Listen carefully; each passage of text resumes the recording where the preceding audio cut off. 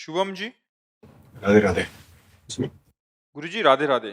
गुरुजी, बहुत बार मन में नकारात्मक एवं शंकापूर्ण भाव उत्पन्न होते हैं, जिसके कारण मन विचलित रहता है। ऐसे समय में मन को कैसे स्थिर करें? देखो, आपको एक प्रार्थना करके बता रहे हैं कि जब हमारे द्वारा पाप अधिक संग्रह हो जाता है तो मन नकारात्मक सोचों की तरफ जाने लगता है।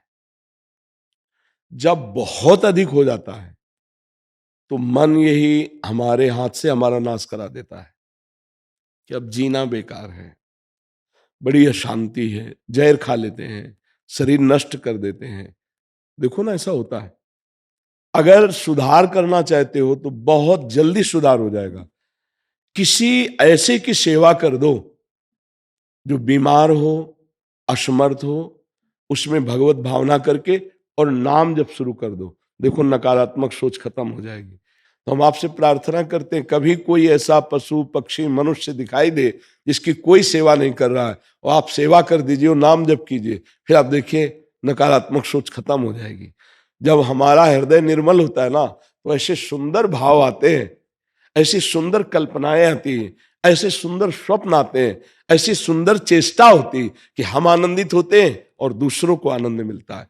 जब हमारे पाप बढ़ जाते हैं तो नकारात्मक सोच ऐसी बढ़ती है कि दूसरों को कष्ट मिलता है हमारी चेष्टा से, हमारी स्थिति से, और हम तो जलते ही रहते हैं। नाम जप और दूसरों की सेवा, ये दो बातें इतनी जोर की हैं कि आप चाहे जितने बड़े डिप्रेशन में हो, आपको जल्दी ठीक हो जाएंगे। औषधि जब तक आपको समझ में नहीं आ रहा, विश्वास नहीं आ रहा, औषधि ले लीजिए, लेकिन सही माने में मन को ठीक करने के लिए ये सेवा है। दूसरे किसी की सेवा बन जाए और नाम जप हो जाए, मन ठीक हो। देखो, तन की प्रारब्ध भोग की अवस्थाएं आती हैं, उनको भोगना पड़ता है, लेकिन मन अगर प्रसन्न है तो तन को क्या फर्क पड़ेगा।